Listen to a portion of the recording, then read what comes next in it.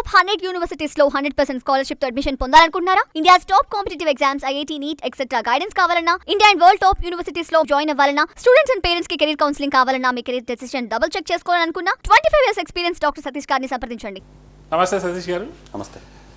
ఈరోజు ఒక different doubt తోటి వచ్చాను మిమ్మల్ని కలుద్దామని. అదేంటంటే ఇప్పుడు చాలామంది పేరెంట్స్కి ఇప్పుడు అందరూ ఏంటంటే ఏ ర్యాంక్ వచ్చినా కానీ మా అబ్బాయి కంప్యూటర్ సైన్స్ రిలేటెడ్ అన్నట్టే ఉంటారు. ఒక సైడ్ ఏంటంటే కంప్యూటర్ సైన్స్లో జాయిన్ అయితే కొంచెం లోయర్ లెవెల్లో జాబులు పోతున్నాయి అన్నట్టు మీరు కూడా చాలా వీడియోస్లో చెప్పడం జరిగింది. బట్ ఇది కాకుండా కోర్ అంటే ఇప్పుడు ట్రిపుల్ ఈ కానీ, ఈసీఈ కానీ, ఆర్ మెకానికల్ కానీ, సివిల్ కానీ ఇలా దీంట్లో వెళ్ళడం డెఫినెట్గా వెళ్ళాలి, అంతే కదా. హైయెస్ట్ ర్యాంక్లో వచ్చిన వాళ్ళకి కంప్యూటర్ సైన్స్లో ఆపర్చునిటీ ఉంటుంది. బట్ లోవర్ తర్వాత ర్యాంక్లో వచ్చిన వాళ్ళకి కోర్లో మన కోర్సెస్ జాయిన్ అవ్వడం మంచిదేనా? దానికి కంప్యూటర్ సైన్స్కి లింకేజ్ అది కూడా మీరు కొన్ని వీడియోస్లో చెప్పారు. కోర్ సెక్టర్స్ తోటి వర్క్ చేస్తే వాళ్ళు కూడా దీంట్లోకి వచ్చి పనిచేయాల్సిన సిచ్యువేషన్ వస్తుంది ఫ్యూచర్లో అన్నట్టు చెప్పారు కదా. సో దాని మీద మీ సలహాలు తీసుకుందాం. జనరల్గా కోర్ బ్రాంచెస్ పర్స్పెక్టివ్లో పట్లర్కి ఎప్పుడూ లేనంతగా ఒక గోల్డెన్ పీరియడ్లోకి మనం వెళ్తున్నామని చెప్పాలి కోర్ బ్రాంచెస్ పట్లర్గా. ఒకప్పుడు కోర్ బ్రాంచ్ అంటే ఎలా ఉండేదంటే మెకానికల్ అంటే మెకానికల్ జాబ్స్, ఒక పట్లర్ ఇండస్ట్రీ అంటే డిఫైన్ అయ్యేది. సివిల్ ఇంజనీరింగ్ జాబ్, ఎలక్ట్రికల్ అంటే ఏపీ ట్రాన్స్కోనో లేకపోతే ఇంకోటో ఏదో సంథింగ్ అలా అనుకుని ఉండే కదా మనం చదువుకునే రోజుల్లో. ఎలక్ట్రానిక్స్ అంటే ఏదో శాంసంగో లేకపోతే ఇంటెల్లో లేకపోతే ఇంకోటో లేకపోతే ఎలక్ట్రానిక్స్ అయితే ఇది, లేదా టెలికమ్యూనికేషన్ అయితే ఇది స్పెసిఫిక్ ఏరియాస్. ఇప్పుడు మైనింగ్ అయితే ఏదో ఇలాగా ఒక స్పెసిఫిక్ టార్గెటెడ్ ఇండస్ట్రీస్కి కనెక్ట్ అయ్యి ఉండేవి, అంతే కదా. ఆ పట్టట బేసికల్గా టార్గెట్ ఇండస్ట్రీ బేస్డే ఉంటుంది కదా మనంతా కూడా, ఇండియన్ మార్కెట్ అంతా కూడా. అందువల్ల ఏంటంటే ఆ ఇండస్ట్రీస్లో జాబులు తగ్గిపోతున్నప్పుడు ఆటోమేటిక్గా కోర్ బ్రాంచ్కి డిమాండ్ తగ్గిపోతూ ఉంటుంది. ఇప్పుడు మెకానికల్ ఉంది ఫర్ ఎగ్జాంపుల్, మెకానికల్కి ఏంటి మెకానికల్ జాబ్స్ ఎక్కువ ఎందుకుంటాం అంటే ఇండస్ట్రీస్ లేవు కదా. భారతదేశంలో ఇండస్ట్రీస్ ఎక్కడ ఉందా? మనకేం పెద్ద మ్యానుఫ్యాక్చరింగ్ ఏం కదా, మనం ఏమని ఇండస్ట్రీస్ లేవు కాబట్టి మొత్తం భారతదేశం మొత్తం సంవత్సరానికి ఒక 20,000 మంది మెకానికల్ ఇంజనీర్లు కావాలి. 20,000 మంది కావాలంటే 2 లక్షల మందిని ప్రొడ్యూస్ చేస్తే ఉపయోగం. ఇప్పుడు ఏంటంటే అంటే ప్రతిదీ ఆ ఇండస్ట్రీ నెంబర్ బట్టి జాబ్ బట్టే కదా. ఇప్పుడు సివిల్ ఇంజనీరింగ్ ఎంతమంది కావాలి, సప్లై వర్సెస్ డిమాండ్ అనేది కరెక్ట్గా మ్యాపింగ్ వచ్చేది. అందువల్ల ఇబ్బంది రాలా మనం చదువుకునే రోజుల్లో కానీ అంతకుముందు రోజుల్లో కానీ. రాను ఏమవుతుందంటే జనాభా పెరిగిపోవడం, కాలేజీలు పెరిగిపోవడం, సీట్లు పెరిగిపోవడం, ఈ ఇండస్ట్రీస్ ఏమో అదే ప్యారల్గా అదే ప్రపోర్షన్గా పెరగకపోవడం. మనకి పెరగట్లేదు కదా. మెకానికల్ ఇండస్ట్రీస్ ఏమో మనకి 20 ఏళ్ళ నుంచి 25 ఏళ్ళ నుంచి అంతే ఉంది కదా. మనకేం పెద్ద ఏమొచ్చింది మెకానికల్ ఇండస్ట్రీ, ఈవెన్ ఎలక్ట్రికల్ కూడా పెద్ద మనకేం రాలేదు కదా. అందువల్ల ఏంటంటే సప్లై ఎక్కువైపోవడం వల్ల ఆ నెంబర్ అదే ఫిక్స్డ్ ఉండడం వల్ల ఐఐటీస్ ఒకప్పుడు 5 ఉంటే ఇప్పుడు 23 అయినాయి. ఎన్ఐటీస్ ఇప్పుడేమో ఒకప్పుడు 20 కూడా ఉండే కదా, ఇప్పుడు 35 అయిపోయినాయి. త్రిబుల్ ఐటీసీలే ఒకప్పుడు, ఇప్పుడు 22 త్రిబుల్ ఐటీస్ అయినాయి. ఈ యొక్క అదర్ కొన్ని మంచి కాలేజీలు కొన్ని వచ్చినాయి, ప్రైవేట్ కాలేజీలు మొత్తం కలిపితే ఒక 70-80 కాలేజీలు పెరిగిపోయినాయి. మంచి కాలేజీలు అవి, నేనే ఇట్స్ నాట్ అంటే నేను చిన్న కాలేజీలు చెప్పట్లా. ఇది ఎప్పుడు కూడా మన ట్రెడిషనల్ బ్రాంచెస్ మన సిలబస్ అంతా 30 ఏళ్ళ క్రితం సిలబస్ మనం వాడుతున్నాం. ఇప్పుడు మరి సెకండ్ టైం వచ్చింది దీనికి. మనం ఎప్పుడైతే చదివాడో మెకానికల్ వాడు అదే టర్బైన్, అదే ఓల్డెన్ సిస్టంలో అదే సిస్టమ్ ఉంటుంది, లేకపోతేనేమో అదే సిలబస్, అదే ఫ్లూయిడ్ మెకానిక్స్, అదే ఇంకోటి కూడా చదువుతున్నాం మనం. ఇట్లా విడిగా చూస్తున్నాం మనం ఇప్పుడు దాకా కోర్ని, అంతే కదా. మెకానికల్ ఎలక్ట్రికల్ అలా చూస్తున్నాం మనం. ఇప్పుడు ఏమైందంటే ఇప్పుడు ఈ టెక్నాలజీస్ అన్ని అడ్వాన్స్డ్ టెక్నాలజీస్, మోడర్న్ టెక్నాలజీస్లోకి వెళ్ళడం వల్ల గత 2 ఏళ్ళ నుంచి 3 ఏళ్ళ నుంచే గోల్డెన్ టైం ఇది. ఎలా గోల్డెన్ టైం ఏంటంటే మొత్తం అన్ని బ్రాంచెస్ ఇంటిగ్రేట్ అయిపోతున్నాయి. అసలు ఏ బ్రాంచ్ అన్న దానికి సంబంధమే లేదు అసలు. ఇప్పుడు అన్ని ఇంటిగ్రేట్ అయిపోతున్నాయి. అంటే integrate with respect to the industries ఎప్పుడు కూడా ఒక పర్టికులర్ కోర్కి కనెక్టెడ్ ఉండేది కదా. ఇప్పుడు ఫర్ ఎగ్జాంపుల్ కారు ఉంది, టెస్లా కారు. అందులో అది డ్రైవర్లెస్ కార్ కదా. మెకానికల్ కాంపోనెంట్ ఉంటుంది, ఎలక్ట్రానిక్స్ ఉంటుంది, చిప్స్ ఉంటాయి, కంప్యూటర్ సైన్స్ ఉంటుంది, ఎంఎల్ ఉంటుంది, ఆర్టిఫిషియల్ ఇంటెలిజెన్స్ ఉంటుంది. అందులో లేని టెక్నాలజీ ఏముంది? అందరూ ఉన్నారు దాంట్లో ఇంటిగ్రేటెడ్గా. స్పేస్ ఉంది, మొత్తం ఇంటిగ్రేట్ అయిపోతుంది. ఇప్పుడు క్వాంటంలో లేని ఏరియా లేదు. Quantum chemistry, quantum physics, quantum finance next చూడబోతాం మనం. ఏ ఫైనాన్స్ కాదు, క్వాంటమ్ ఫైనాన్స్. అట్లాగే మొత్తం హార్డ్వేర్ రిలేటెడ్ ఏదైతే మీకు ఇన్ఫర్మేషన్ థియరీ కానివ్వండి, సెన్సర్స్ కానీ, మొత్తం ఈవెన్ ఎర్త్ మెటీరియల్స్ కానీ, లేకపోతే రేర్ మెటీరియల్స్ సంబంధించిన ఏరియాస్కి సంబంధించిన వర్క్ చేయడం కానీ, డ్రగ్ డిస్కవరీ కెమిస్ట్రీకి సంబంధించి కానీ, మెడికల్ హెల్త్ ఇండస్ట్రీకి సంబంధించి కానీ, అప్పుడు కూడా ఎలక్ట్రానిక్స్ సిఎస్ కనెక్ట్ అవుతుంది. మెడికల్ ఇన్స్ట్రుమెంటేషన్ కానీ, కొత్త ఎక్విప్మెంట్స్ కానీ, లేకపోతేనేమో డిసీజ్ని డిటెక్ట్ చేయడానికి వచ్చిన టెక్నాలజీస్ కానీ, ఇదన్నీ కూడా ఈ మెడికల్ ఇండస్ట్రీకి కనెక్ట్ కాని ఫీల్డ్ ఫిజిక్సా, కెమిస్ట్రీయా, ఇంజనీరింగ్ కాదు, ప్రతి ఫీల్డ్ కనెక్ట్ అయిపోయింది కదా. అంటే ఇప్పుడు ఇండస్ట్రీ ఫోకస్డ్ డ్రివెన్ మార్కెట్లోకి వెళ్తున్నాం మనం. బ్రాంచ్ బేస్డ్ మార్కెట్ కాదు అసలు ఇది. నమస్తే, నేను మీ డాక్టర్ సతీష్ మాట్లాడుతున్నాను. చాలామంది పేరెంట్స్ కానీ విద్యార్థులు కానీ మెసేజ్లు కానీ పర్సనల్గా రావడం కానీ సార్ మీ పేరు చెప్పి చాలామంది కౌన్సిలింగ్ చేస్తున్నారు మీ టీం అని చెప్తున్నారు, లేకపోతే మీతో కలిపి పనిచేసామని చెప్పి చెప్తున్నారు సార్. మేము అందరూ లక్షల రూపాయలు వేల రూపాయలు వాళ్ళకి కట్టి మేము మోసపోతున్నాం సార్. ఇంతకుముందు మీరు ఒక ఛానల్లో పనిచేశారు, వీడియోలు చేసేవారు, వాళ్ళు కూడా అబద్ధాలు చెప్పి కౌన్సిలింగ్స్ అని చెప్పి అపాయింట్మెంట్లు తీసుకోవడం జరుగుతుంది అని చెప్పి వాళ్ళ స్క్రీన్ షాట్స్ మెసేజ్లు అవి పెట్టి చాలామంది మోసపోతున్నారండి. హైదరాబాద్లో కానీ వేరే చోట కానీ సతీష్ అన్న వ్యక్తికి ఎలాంటి టీం కానీ లేకపోతే సింగిల్గానే వర్క్ చేస్తాడు, ఎలాంటి టీం కానీ అంటే నా నాలెడ్జ్ని తట్టుకుని ఆ రేంజ్కి కనీసం 1% కూడా వచ్చే పరిస్థితి ఉంటుంది. నాకు టెలికాలింగ్ అని చెప్పి ఫోన్ కొంతమంది ఎంప్లాయీస్ని తీసుకున్నట్లయితే వాళ్ళు కూడా మేము కౌన్సిలర్స్ అని చెప్తున్నారు. టెలికాలర్స్ కానివ్వండి, లేకపోతే నా దగ్గర ఉన్న ప్యూన్లు కానీ డ్రైవర్లు కూడా కౌన్సిలర్స్ అని చెప్పి పరిస్థితికి దిగజారిపోయింది. బట్ ఇది నిజంగా బాధాకరం. అంటే చాలామంది పిల్లలు డబ్బులు కోల్పోయి మోసం చేసి అబద్ధాలు చెప్పి తీసుకుంటారని చెప్పి చెప్తున్నారు. ఈవెన్ హైదరాబాద్లో కానివ్వండి, లేకపోతే వేరే చోట విజయవాడ కానీ ఇట్లాంటి చోట జరుగుతుంది. ఇంతకుముందు నేను అడిగానండి సార్ ఏంటి సార్ ఇలా చేయొద్దు అని చెప్పి నేను రిక్వెస్ట్ చేశానండి. ఇంతకుముందు ఉన్నటువంటి ప్రీవియస్గా నేను వర్క్ చేసినటువంటి ప్లేసెస్లో కానీ లేకపోతే ఇలా ఎవరైతే చేస్తున్నారో నా వంతుగా నేనైతే అడిగితే సార్ మీరే ఇప్పుడు చెప్తూ ఉంటారు కదా పిల్లలు ఎప్పుడు కూడా మోసపోతూనే ఉంటారో, తల్లిదండ్రులకు పెద్ద బ్రెయిన్ ఉండదు, మోసపోతారు, వాళ్ళు మోసపోని ఉంటారు. మేము బతకాలి కదా అన్న పదాన్ని వాడారండి. మేము బ్రతకాలి కదా అన్న పదాన్ని వాడారు.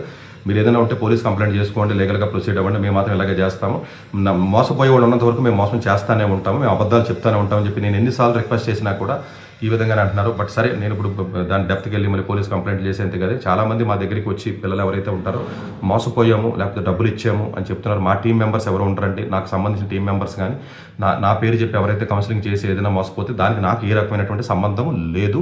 దానికి పూర్తిగా అది మీ బాధ్యతే. ఎందుకంటే అది నా అఫీషియల్ ఫేస్బుక్లో కానీ నా అఫీషియల్ యూట్యూబ్లో ఉన్న ఫోన్ నెంబర్స్ సంబంధమే నాకు బాధ్యత ఉంటుందని మిగతా వాళ్ళు నా పేరు చెప్పి వేలు లక్షలు వసూలు చేసి చాలామందిని జీవితాన్ని నాశనం చేస్తున్నారు. డబ్బులు తీసుకుంటే తీసుకున్నారు. వాళ్ళ అసలు కౌన్సిలర్సే కాదండి, ఇది చాలా మోసం జరుగుతుంది. నా వీడియోలో ఉన్న ఇన్ఫర్మేషన్ చెప్తున్నారు, అది తప్పులేదండి. దాన్ని వక్రీకరించడం చెప్పండి. చాలామంది కౌన్సిలర్స్ నా వీడియోస్ని వాడుకుంటారు, చాలామంది చెప్తారు, అది ఇవ్వదు. బట్ డైరెక్ట్ కౌన్సిలింగ్సే చేసేస్తున్నారు. 5,000 10,000 అని చెప్పి తీసుకుని కౌన్సిలింగ్ చేసి మోసం చేస్తున్నారు. బట్ నేను అడిగితే మేము బతకాలి కదా, మోసం చేస్తామండి సార్, జనాలందరూ మోసపోతారు, మీరు చెప్పినట్టు జనాలందరికీ అంత బ్రెయిన్ ఉండదు కాబట్టి మేము మోసం చేస్తూనే ఉంటాం, మీరు ఏం చేసుకుంటారో చేసుకోండి, మేము మాత్రం ఇలాగ బతుకుతాము, మీరు చెప్పిన వీడియోలు మీరు ఇబ్బంది పెడుతున్నారని చెప్పేసి మీరు చేసిన నా వీడియో కూడా ఎవడో ఎక్కువ మంది వినరు. సో మేము పబ్లిసిటీ చేసుకుంటాం, టీవీలోనే వేరే చోట పబ్లిసిటీ చేసుకుని మేము జనాలు మోసం చేస్తామని చెప్పి చెప్తున్నారు. సో పబ్లిక్ అని చెప్పే చేస్తున్నారు, వాళ్ళే సీక్రెట్గా చేయట్లేదండి. బట్ మీకు చెప్పినప్పుడు అబద్ధాలు చెప్పి కౌన్సిలింగ్ తీసుకుంటారు, జాగ్రత్తగా ఉండాలని మనస్ఫూర్తిగా కోరుకుంటున్నాను. Thank you very much. దానికి నాకు ఏ విధమైన సంబంధం లేదు. చాలామంది నన్ను అడుగుతున్నారు మీకు సంబంధం ఉందని. నాకు సంబంధం లేదని చెప్తున్నానంటే ఆ డబ్బులు మీరు పోతే మీరే లాస్ అవుతారు, ఫారెన్ యూనివర్సిటీస్కి వెళ్తారంటే ఏది చేసినా నాకు సంబంధం లేదు. Thank you. ఈ కనెక్ట్ అయ్యి అంటే ఇప్పుడు మీరు చెప్పినట్టు ఇప్పుడు మెడికల్ డివైస్ ఉందనుకోండి, మెడికల్ డివైస్ ఉందంటే హెల్త్ రిలేటెడ్ లేదు ఆ రిలేటెడ్ వాళ్ళు ఈ ఎక్విప్మెంట్ రిలేటెడ్ దాన్ని కూడా కనెక్ట్ అయి ఉంటారనేది ఇది ఇప్పుడు వచ్చింది కాదు కదా, ఆల్రెడీ ఒక 10 సంవత్సరాలు కాదు. స్పీడ్ పెరిగింది, బాగా పెరిగింది. ఒకప్పుడు అంటే వేరు కదా, స్లోగా. ఇప్పుడు ఆ స్పీడ్ ఎప్పుడైతే పెరిగిందో advanced technologies, outcomes, research outcomes, realistic మార్కెట్లో పేటెంట్స్, ప్రొడక్ట్స్ పెరిగిపోయి ఈ పెరిగిపోవడం వల్ల ఇప్పుడు ఏమైందంటే ఈ డొమైన్లో ఎవరైతే పనిచేస్తున్నాడో ఎలక్ట్రానిక్స్, ఎలక్ట్రికల్లో, మెకానికల్ ఎవరైతే పనిచేస్తున్నాడో, ఎవడైతే ఈ ట్రెడిషనల్ సిలబస్లో ఓన్లీ మెకానికల్ అంటే మెకానికల్, ఎలక్ట్రికల్ మాత్రం ట్రెడిషనల్గా ఎవడైతే ఎలక్ట్రికల్, ఎలక్ట్రానిక్స్ ఎవడైతే ఈ టైర్ 3 కాలేజీ, ఈవెన్ టైర్ 2 కాలేజీలో ఎవడైతే చదువుతున్నాడో వీళ్ళు ఎవరికి జాబులు రావు. ఎవరికి వస్తాయంటే ఉదాహరణకి ఫర్ ఎగ్జాంపుల్ రీసెంట్గా నేను ఐఐటి మద్రాస్ వెళ్ళాను, ఐఐటి ముంబై కూడా వెళ్ళాను, ఈవెన్ ఐఐటి హైదరాబాద్ కూడా రీసెంట్గా వెళ్ళినప్పుడు చాలామంది పిల్లలతో మాట్లాడినప్పుడు కానీ లేకపోతే ప్రొఫెసర్తో మాట్లాడినప్పుడు కానీ ఎక్కువ మంది ఇప్పుడు ఐఐటి ముంబైలో ఎవరైనా వీడియో చూసిన ఐఐటి ముంబైలో వాళ్ళ పేరెంట్స్ ఉంటే అర్థమవుతుంది. ఎలక్ట్రికల్ ఇంజనీరింగ్ చదువుకున్న వాళ్ళందరూ కూడా మోస్ట్లీ స్టాన్ఫర్డ్, ఎంఐటి లాంటి కాలేజీకి, ఈవెన్ యూఎస్సీ, అర్బానా చాంపియన్ లాంటి కాలేజీకి వెళ్ళి అందరూ సిఎస్ డిపార్ట్మెంట్కి వెళ్ళి పిహెచ్డి సీట్లు కొట్టారు వాళ్ళు. మెకానికల్ చదివిన వాళ్ళు ఎలక్ట్రానిక్స్ డిపార్ట్మెంట్లో ఉన్నారు, ఎలక్ట్రికల్ డిపార్ట్మెంట్ వాళ్ళు మెడికల్ డిపార్ట్మెంట్లో ఉన్నారు, సిఎస్ వాడు కంప్యూటేషనల్ బయాలజీ డిపార్ట్మెంట్లో సీటు కొట్టాడు.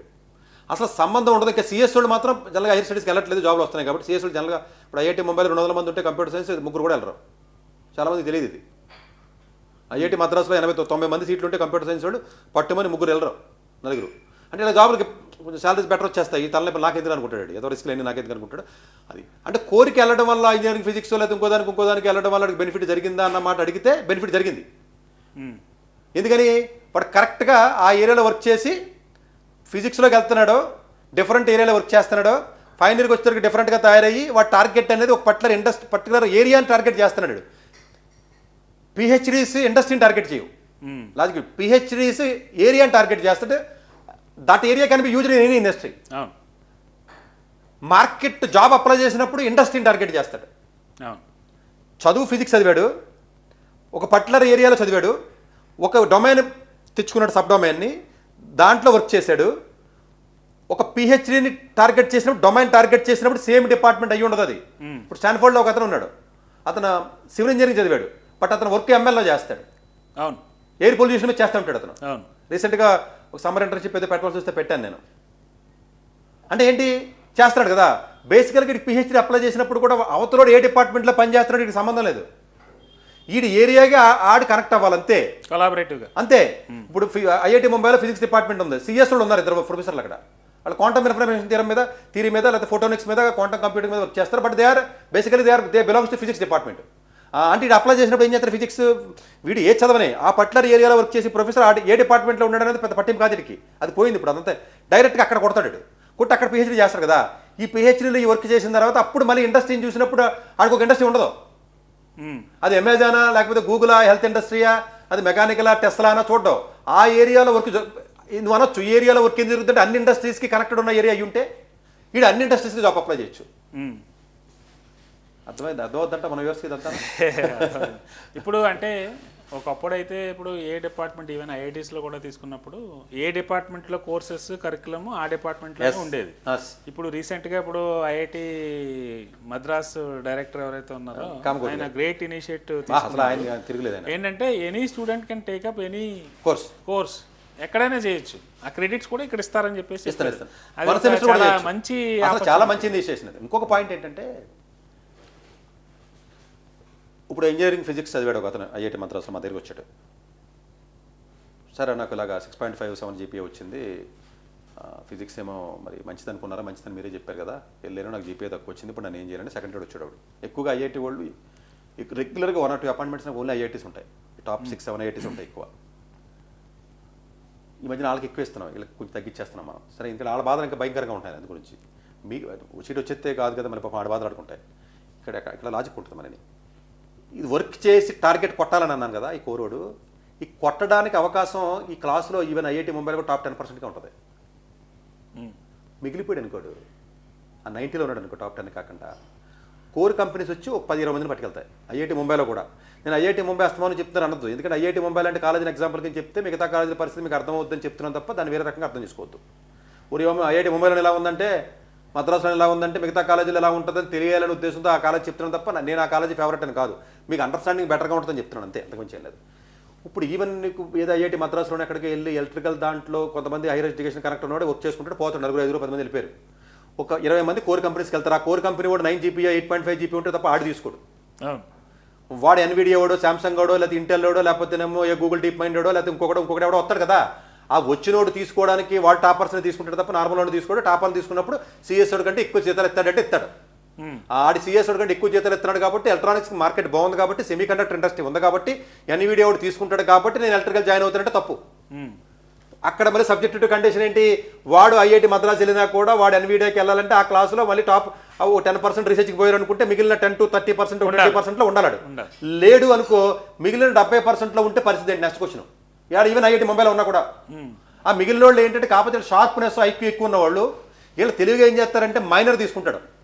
తెలివిగా సిఎస్ మైనర్ కింద తీసుకున్నా, లేకపోతేనేమో ఏ ఫైనాన్స్ కరెక్ట్పూర్ ఉంది ఫైనాన్షియల్ ఇంజనీరింగ్ మైనర్ కింద లేకపోతే డబుల్ మేజర్ కింద తీసుకుని డిఫరెంట్ కైండ్ ఆఫ్ ఎలక్టివ్స్ని తీసేసుకుని ఈ ప్రాజెక్ట్ తెలివి ఈ డిపార్ట్మెంట్లో చేయడు. ఈ ఫిజిక్స్ డిపార్ట్మెంట్లో చేయకుండా ఆడి ఉన్న బతుమని వేరే డిపార్ట్మెంట్ డిమాండ్ ఉన్న డిపార్ట్మెంట్కి పోయి సిఎస్లో ఏమన్నా ఉన్న పట్టుకుని ఆడి దగ్గరికి వెళ్ళి తెలివిగా ప్రాజెక్ట్ చేసి క్యాంపస్ ప్లేస్మెంట్లో కూర్చుని ఆడో 25 లక్షలు కొట్టేస్తాడు. మీరు నువ్వేమనుకుంటాడంటే బయట ఏమనుకుంటాడంటే ఎలక్ట్రికల్ బాగానే ఉంది కదా, మెకానికల్ ఇంజనీరింగ్ బాగానే ఉంది కదా, జాబ్లు వచ్చినాయి కదా ఐఐటి వాళ్ళకి, నాకు వస్తుంది కాదు. ఐఐటీలో ఆడ కోర్ కంపెనీకి వెళ్ళలేదు అసలు. ఏరోస్పేస్ ఇంజనీరింగ్ ఐఐటి మద్రాసులో ఉన్నటువంటి 45 మంది ఎవడైతే ఉన్నాడో అసలు ఏరోస్పేస్ ఇండస్ట్రీకి వెళ్ళి 10 మందే. ఏరోస్పేస్ మంచిదని అడిగితే ఐఐటి మద్రాసులో దిక్కులేదు, ఇంకేంటి నువ్వు వెళ్ళేది ఇక్కడ హైదరాబాద్లో చదివిది, వాడికి ఆడ వచ్చి తీసుకెళ్ళా. కొంతమంది వచ్చిన వాళ్ళు ఉంటారో ఆడు వెళ్ళడం ఆ 10 లక్షల జీతానికి. ఇదో తలనొప్పి మళ్ళీ కోర్ కంపెనీస్. ఇప్పుడు మా దగ్గరికి 380 వాడు వస్తాడు ఒకడు, ఆ 380 వచ్చి సార్ ఈసీ వాడికి ఏంటి సార్ మరి ఘోరంగానో జబల్పూర్లో మాకు ఐఐటి గ్వాలియర్ కూడా కాదు ఐఐటి జబల్పూర్ ఒకటి వచ్చాడు మనకు రీసెంట్గా 2-3 days బ్యాక్ నా దగ్గరికి. సార్ ఈసీ వాడికి మరి ఘోరంగా 10 లక్షలు కూడా ఇవ్వట్లేదు, 8 లక్షలు 9 లక్షలు ఇస్తున్నారు, సిఎస్ వాడికి 15-20 లక్షలు ఇస్తున్నారు, నేను అనవసరంగా ఈసీకి వచ్చాను సార్ అని అడుగుతున్నాను. అంటే చాలా మంది కోర్ బ్రాంచెస్కి వెళ్ళి టాప్ కాలేజీకి వెళ్ళి బాధపడే వాళ్ళు ఉన్నారంటే ఎక్కువ మంది ఉన్నారు.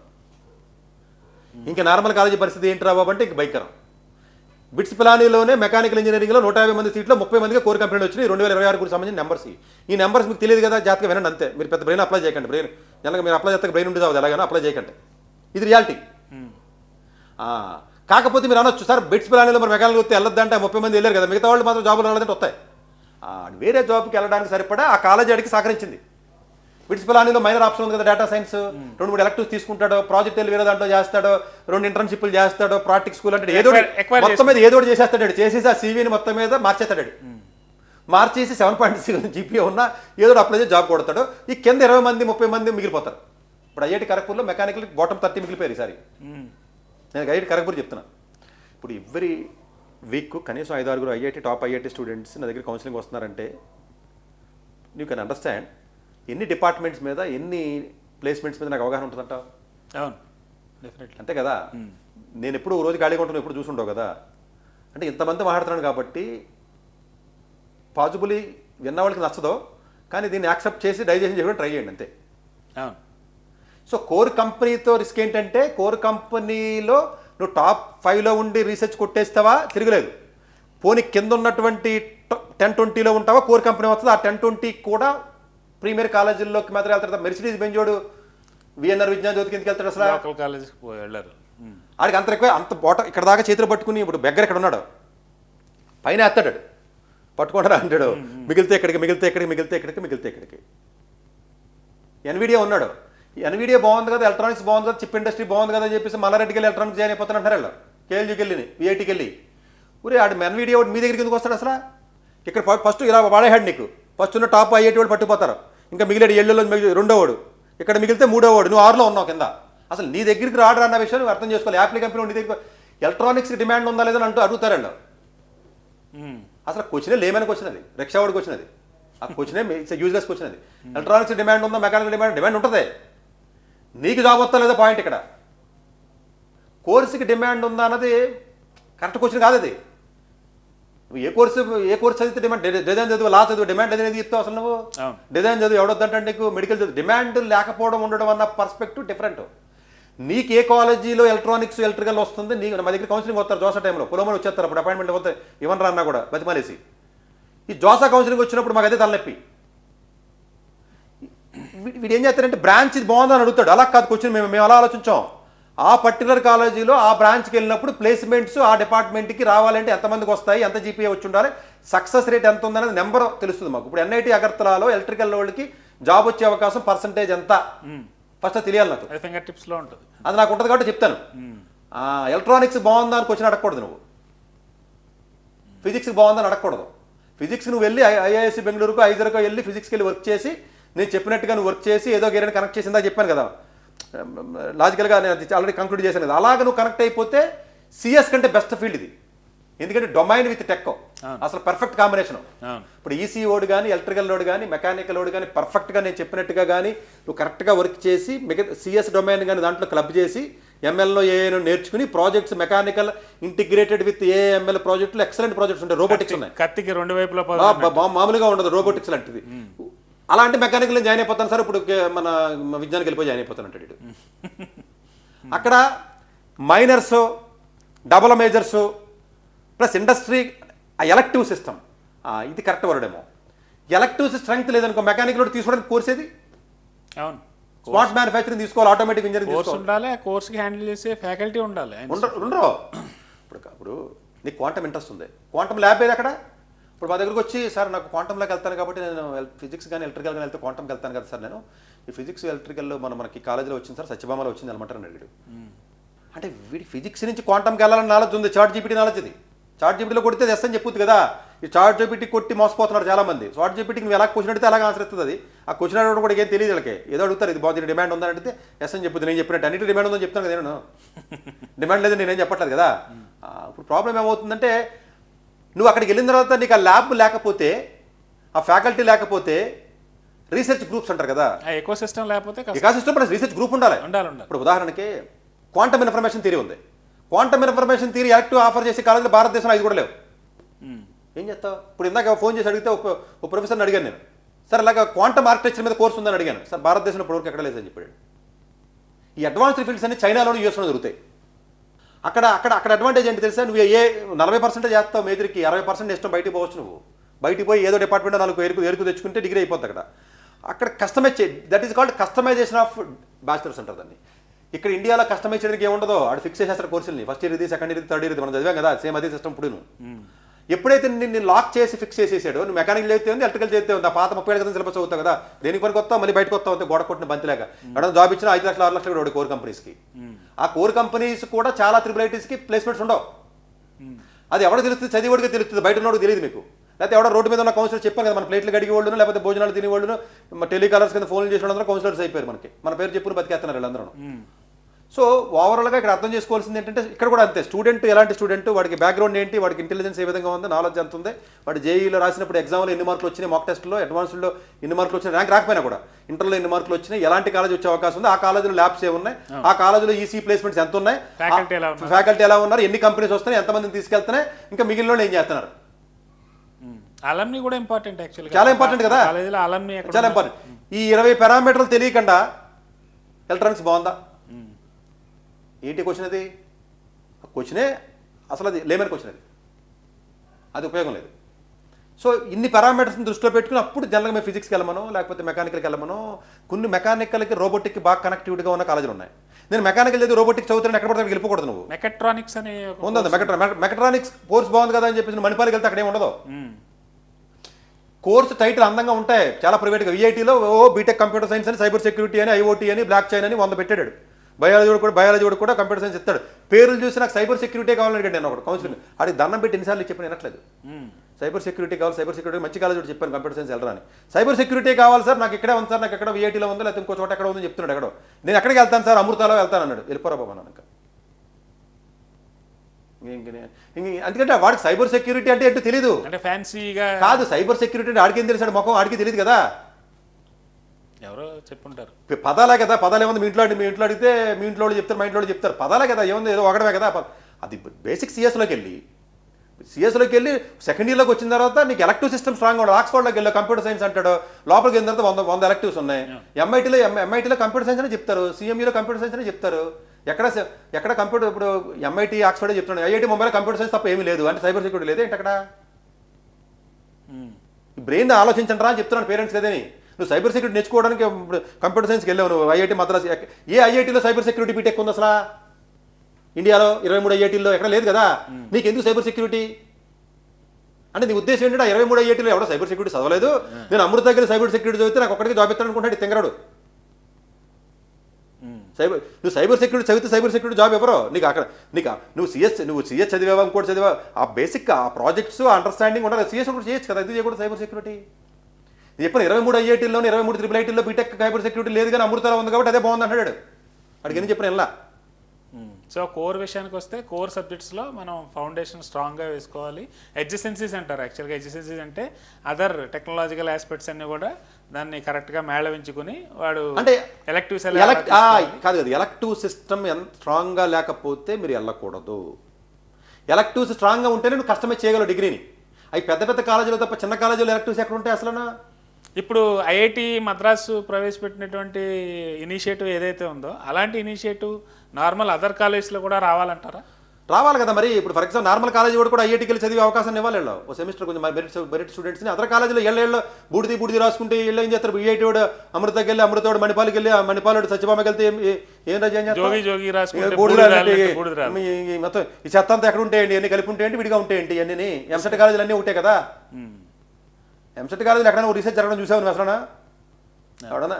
ఇంకా సో బేసికల్గా ఎలక్టివ్ సిస్టమ్లో స్ట్రాంగ్ ఉండాలి. డిగ్రీ ఫ్లెక్సిబిలిటీ ఎక్కువ ఉన్నప్పుడు మెకానికల్ ఏంటి నువ్వు ఏ బ్రాంచ్ అయినా కూడా నువ్వు ఎక్సెల్ అవ్వచ్చు, ప్రొవైడెడ్ 9 above జీపీఏ వచ్చి కొంచెం బెటర్గా పెర్ఫామ్ చేస్తే. ఇదే ఐఐటి మద్రాసులో 40 మంది ఇంజనీరింగ్ ఫిజిక్స్ ఉంటే 13 మందికి జాబులు లేవు. ఇప్పుడు నేను మరి ఫిజిక్స్ మంచిదా కదా అంటే నేనేం చెప్తాను? ఇప్పుడు దాన్ని మంచిదని హైప్ చేసేది నేనే, వద్దని చెప్పేది నేనే. ఈ రెండింటికి ఆన్సర్ ఏంట్రా అంటే మనిషిని బట్టే చెప్పగలనేమో. అంటే రెండు ఆన్సర్లు నేనే చెప్తున్నాను ఇక్కడ.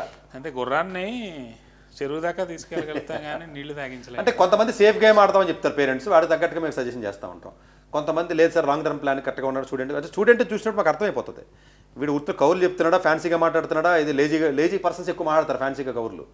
పేరెంట్స్ కూడా అంతే ముద్రాడుకుంటారు కదా, తెలిసిపోతారు మాకు కౌన్సిలింగ్ వచ్చినప్పుడు. ఆ టైప్ ఆఫ్ అండర్స్టాండింగ్ వచ్చినప్పుడు రిస్క్ ఉన్నప్పుడు చెప్పం అలాంటి కోర్సులు మాకు తెలిసిపోతుంది. అక్కడికి వచ్చి కాలేజీ బట్టి ఇప్పుడు ఏదో టైర్ 2 కాలేజ్ వచ్చింది, అక్కడికి వెళ్ళి ఎలక్ట్రానిక్స్ చదువుతాను, అక్కడికి వెళ్ళి మెకానికల్ చదువుతుంటే ఎవడొస్తాడు కంపెనీ వాడు? బిట్స్ ప్లాన్కే దిక్కులేదు అక్కడ మెకానికల్కి. ఐఐటి ఖరగ్పూర్లోనే జాబులు లేవు, ఐఐటి ముంబైలో కూడా జాబులు లేవు. ఎలక్ట్రికల్ వాళ్ళకి కూడా ఈ మధ్యన కొంచెం హార్డ్వేర్ ఇండస్ట్రీ బాగా పికప్ అవ్వడం వల్ల ఓపెనింగ్స్ బాగా పెరుగుతున్నాయి కాబట్టి వాళ్ళు కొంచెం పెద్ద కాలేజీకి వెళ్తున్నారు, కొంచెం కింద కాలేజీ రావట్లా, ఓపెనింగ్స్ వస్తున్నాయి. ఎలక్ట్రానిక్స్ మాత్రం 24 కంటే 25 బాగా పెరిగినాయి, 25 కంటే 26 ఇంకా పెరుగుతాయి, 27 కూడా పెరుగుతాయి. బట్ ఆ పెరిగిన రిక్వైర్మెంట్ మన సప్లైతో కంపేర్ చేస్తే చాలా చాలా తక్కువ ఉంది. ఆ తక్కువ ఉన్నప్పుడు వాడు ఏం చేస్తాడు, నువ్వు ఆలోచించు. ఇప్పుడు ఇంటెల్లుడు ఉన్నాడు, ఇంటెల్లుడు ఎన్ని కాలేజీకి వెళ్తాడు? ఐబీఎం వాడు ఎన్ని కాలేజీకి వెళ్ళిపోతాడు? ఏదో పెద్ద కాలేజీలో ఒక 20 కాలేజీకి వెళ్తాడు, కాలేజీకి వచ్చి 10 మందిని తీసుకుంటే 200 మంది అయ్యారు చాలు అడిగి, అంతే. అంతకంటే ఎక్కువే ఉంటుంది అడిగి. అంతే. గూగుల్ మైక్రోసాఫ్ట్ ఎక్కడ పడితే అక్కడికి వెళ్ళదు కదా. ఆఫ్ క్యాంపస్ నుంచి వెళ్ళే అవకాశం ఉంటుంది జనరల్గా. ఆఫ్ క్యాంపస్ 20% జాబ్లు వెళ్తాయి, బట్ ఎక్స్ట్రీమ్లీ టాలెంట్ ఉండాలి. అంటే నేను క్యాంపస్ ప్లేస్మెంట్స్ పర్స్పెక్ట్లో మాట్లాడాను. There are some other cases, నువ్వు ఎక్స్ట్రీమ్లీ టాలెంటెడ్ ఉన్నావు. ఫర్ ఎగ్జాంపుల్ నువ్వు మల్లారెడ్డిలో ఉన్నా కూడా నువ్వు ఆఫ్ క్యాంపస్ గూగుల్ ఏది ఇంటర్న్షిప్లు కొట్టి వెళ్ళొచ్చే అవకాశం ఉందంటే మేబీ కాలేజీలో ఉన్న 2000 మందిలో ఒకటికి వెళ్ళే అవకాశం ఉంటుంది. ఆ ఒకటే బోర్డు మీద పేరు. ఇప్పుడు ఐఐటి హైదరాబాద్లో వర్క్ చేసిన ఒక అతను ఉన్నాడు, 2.5 crores వచ్చింది అన్నాడు. ఆప్టివర్, అది ఆఫ్ క్యాంపస్, అది ఆన్ క్యాంపస్ కాదు, అది అండ్ నెదర్లాండ్ కొట్టాడు. బట్ అదే ఆప్టివర్ కంపెనీ హైదరాబాద్ రాడాడు. ఐఐటి హైదరాబాద్ నీచివాడికి కరెక్ట్గానే విన్నారు, వీడియో విన్నవాళ్ళు. ఆడు ఐఐటి ముంబై, మద్రాస్, ఢిల్లీ, కాన్పూర్ తప్ప ఖరగ్పూర్ వెళ్ళాడు. పేరు గుర్తుపెట్టుకోండి, ఆప్టివర్ కంపెనీ అది. వాడు ఆఫ్ క్యాంపస్ కొట్టాడు కాబట్టి ఐఐటి హైదరాబాద్ భారతదేశం చెప్పుకుంది. అప్పుడు దాకా 60 లక్షల హైయెస్ట్ ప్యాకేజ్ అయితే 2.5 వచ్చింది అన్నాడు కదా. ఇదే ఆప్టివర్ కంపెనీ ఐఐటి ముంబైలో 10 మందికి వచ్చింది. ఎక్కడ న్యూస్లో అయిందా?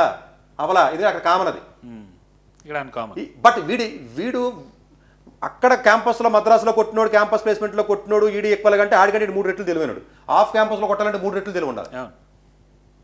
అంటే ఇది ఎక్స్ట్రీమ్లీ టాలెంటెడ్ అయితే తప్ప ఆఫ్ క్యాంపస్లో నెదర్లాండ్లో ఇప్పుడు ఎందుకు ఐఐసి బెంగళూరులో ఫస్ట్ ర్యాంక్ వచ్చినాడు, 2022లో జాయిన్ కదా ఫస్ట్ ర్యాంక్ వచ్చినాడు.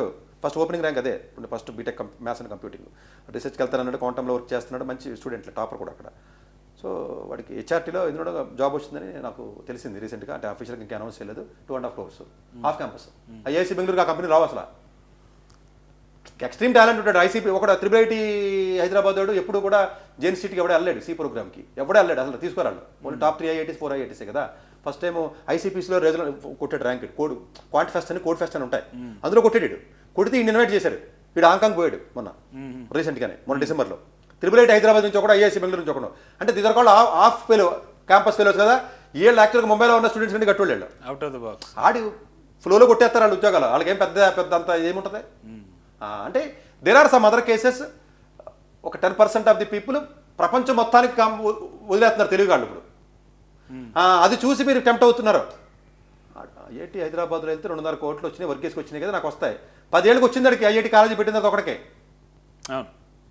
దాన్ని ఎగ్జాంపుల్ కింద తీసుకుని మనం టెంప్ట్ అయిపోయి మనం చేసేయకూడదని చెప్తున్నా. అంటే నా ఉద్దేశం అది వచ్చింది, మంచిది, కాలేజీకి మంచి పేరు వచ్చింది, వాడికి మంచి పేరు వచ్చింది, గుడ్ థింగ్. అలాంటి ఇప్పుడు ప్రతి కాలేజీలో కూడా ఉంటారు. ఈవెన్ మీకు మల్లారెడ్డి కాలేజీలో కూడా దొరుకుతారు, మీకు మోహన్ బాబు కాలేజీలో కూడా దొరుకుతారు ఒకళ్ళిద్దరు. బట్ ఓవరాల్గా అర్థం చేసుకోవాల్సింది ఏంటంటే ఏ కాలేజీ జాయిన్ అవుతున్నామో అక్కడ ప్లేస్మెంట్స్ ఏ విధంగా ఉన్నాయి, అక్కడ కరికులం ఏ విధంగా ఉంది, అకాడమిక్ ఫ్లెక్సిబిలిటీ ఏ విధంగా ఉంది, ఎలక్టివ్స్ ఏ విధంగా ఉన్నాయి, సమ్మర్ ఇంటర్న్షిప్స్ ఏ విధంగా వస్తున్నాయి, అక్కడ ప్రాజెక్ట్స్ ఏ విధంగా వస్తున్నాయి, బయటకి ఏదైనా వెళ్ళే అవకాశం ఉందా ప్రాజెక్ట్ చేయడానికి, ఇలాంటి ఒక 20 పారామీటర్స్ దృష్టిలో పెట్టుకుని అప్పుడు కోర్ బ్రాంచ్ని కరెక్ట్గా పిక్ చేయాలి. ఇప్పుడు ఈ ఆఫ్ క్యాంపస్ ఎవరైతే కొట్టాడో X and Y వ్యక్తి, ఇప్పుడు అతను చదివింది ఇక్కడే కదా, 4 years ఇక్కడే ఏదో చదివి ఉంటాడు కదా. అంటే ఈ కాలేజ్ యొక్క ఇంపాక్ట్ దాని మీద లేదంటారా? ఉంటుంది. ఇప్పుడు ఐఐటి హైదరాబాద్ కాబట్టి కొట్టాడు, వేరే కాలేజీ సపోజ్ అంటే లేదు. For example Vishnu Bhimavaram college ఉంది, 2 అమ్మాయిలు మన గూగుల్కి వెళ్ళారు. ఫస్ట్ ఇయర్ నుంచి ఆ coding, code force, code chef అని ప్లాట్ఫామ్స్ ఉంటాయి కదా, డైలీ 4 గంటలు ప్రాక్టీస్ చేశారు ఇటు ఫస్ట్ ఇయర్ నుంచి. అంటే ఎప్పుడైతే వర్క్ చేసి సెల్ఫ్ మోటివేటెడ్. అదృష్టం ఏంటంటే గూగుల్ స్టెప్ ఇంటర్న్షిప్ అని ఉంటుంది, అమ్మాయిలకి వేస్తారు అది. సో అందులో ఇంటర్న్షిప్ సెకండ్ ఇయర్లో కొట్టారు వాళ్ళు, థర్డ్ ఇయర్లో మళ్ళీ గూగుల్కి వెళ్ళారు, ఫైనల్ జాబ్ ఇచ్చారు. 2 గూగుల్ ఇంటర్న్షిప్లు చేశారు వాళ్ళు. న్యాచురల్లీ బట్ ఆ కాలేజీ గొప్పతనం కాదు. ఆ కాలేజీకి ఏముంటుంది మాకు, ఆ కాలేజీకి ఏముంటుంది ఉండదు, స్టూడెంట్స్ గొప్పతనం అది. అలాగే ఎప్పుడు కూడా డెఫినెట్గా స్టూడెంట్స్ కొంతమంది ఉంటారు. లేకపోతే గూగుల్ స్టెప్ ఇంటర్న్షిప్ ఆ కాలేజీకి రావడం ఏంటి, తర్వాత గూగుల్ ఇంటర్న్షిప్ రావడం ఏంటి, గూగుల్ 40 లక్షలు అవడం, 50 లక్షలు అవడం ఏంటి. అలాగే విష్ణు ఇంజనీరింగ్ కాలేజీ బాగుందని చెప్పాలి ఇప్పుడు నేను చెప్పలేను కదా, అట్లా చెప్పాలి. ఇప్పుడు ఐఐటి మద్రాసులో 10 మందికి ఫెయిల్ అయిపోయారు మొన్న, అది 5.8 GPA వచ్చింది. ఇప్పుడు ఐఐటి మద్రాసు బాగాలేదని చెప్పాలి ఏంటి ఇప్పుడు నేను. పెద్ద కాలేజీలోనేమో మైనస్ చూస్తారు, ర్యాంక్ రానుడు. చిన్న కాలేజీలోనో ప్లస్ అని చూస్తాడు, చూసి జస్టిఫై చేసుకుని పడుకుంటున్నారు నిద్ర పడతాకే. అట్లా చూడకూడదు. నువ్వు ఇక్కడ ప్లస్ ఇక్కడ మైనస్ చూస్తే ఇక్కడ కూడా మైనస్ చూడు, ఇక్కడ ప్లస్ చూస్తే ఇక్కడ ప్లస్ చూడు. ఇక్కడ +90 ఉంది, ఇక్కడ +10 కదా ఉంది, ఇక్కడ -10 ఉంది, ఇక్కడ -90 ఉంది కదా, ఆ నెంబర్ చూడటం రావాలి. మరి అర్థమైందని అనుకుంటున్నాను మరి నేను. Thank you very much. Thank you. Doctor yes Satish గారు ఏపీ తెలంగాణ విద్యార్థులకు సుపరిచితమైన పేరు. సతీష్ గారు 2001 యూపీఎస్సీ పరీక్షల్లో ఇండియన్ రైల్వే విభాగంలో ఉద్యోగం సాధించారు. సతీష్ గారు చదివిన చదువులు engineering, MTech, MBA executive MBA, MSc, MBA HR, MS psychology లాంటి పోస్ట్ గ్రాడ్యుయేషన్ డిగ్రీతో పాటు డాక్టరేట్ కూడా చదవటం జరిగింది.